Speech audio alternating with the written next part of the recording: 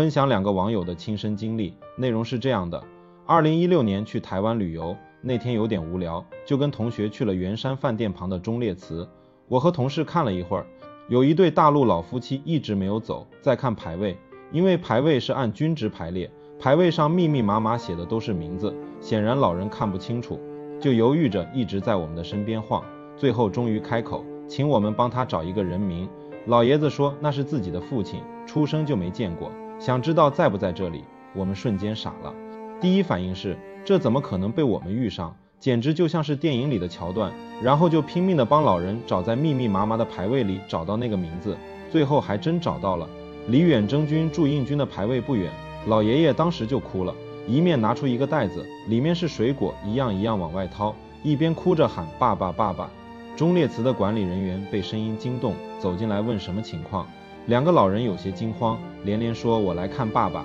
我们就来给爸爸磕头的。那位工作人员就说不要哭，我们有类似电子档案的东西可以去查一下，台北圆山忠烈祠里所有档案都已经实现了电子化，只要提供被查人的姓名、习惯、年龄、军阶、阵亡地点等信息就能查到结果。查到结果，管理人员会打印出一份烈士资料详表，还会从排名中找出故人所在的那一块牌位，放在桌案前让遗嘱祭拜。因为当时在场就我们4个大陆人，老爷爷一定要我们陪着去，我们就去了，结果真的查到了，还打印了一份烈士资料详表出来。那位年轻的军人牺牲于1940年，一场并没有名气的战斗。这个时候老爷爷就只是在哭。这边忠烈祠已经备好了宜宾花圈祭祀品，把牌位请了下来，单独让老爷爷祭祀。老爷爷走出管理办公室的时候，有宜宾开路，进大殿门的时候，全体宜宾立正敬礼。我作为打酱油的小跟班，已经完全被这个场面搞懵了。老爷爷就跪着给父亲磕头，供桌上还放着他从老家带来的一袋子土，那是他母亲坟上的土。老爷爷哭着说了很多，最后说，爸爸，这是我第一次也是最后一次来看你了，我老了走不动了。我就没出息的和同学们也都哭了。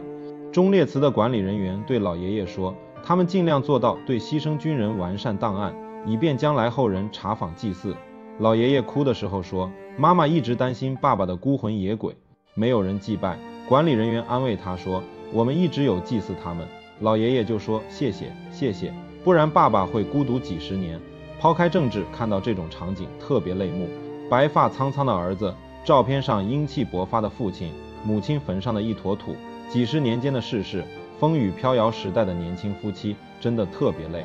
再聊聊另一个故事。1937年，张淑英，一个16岁的姑娘，嫁给了国民党军官钟崇新，新婚燕尔，77事变就爆发了，丈夫上了前线，从此杳无音信，家人都认为她牺牲了。但张淑英这位坚强的妻子从未放弃寻找。时间一晃，77年后，2014年，台湾的忠烈祠传来消息，找到了钟崇新的牌位。93岁的张淑英跨越千山万水来到忠烈祠，泪洒当场，泣不成声，一坐就是3天。在台湾的忠烈祠供奉着40多万抗日烈士的灵位，许多烈士的家属都能在这里找到自己的亲人，献上一束花，点燃3炷香，缅怀先辈。这在中国抗战将领清历史的书里有太多这样触动人心的真实故事。这些故事挑战了我们的认知，解开了许多疑惑。比如国民党在抗战中牺牲的将领高达200多名，为何还有人质疑他们抗战的积极态度？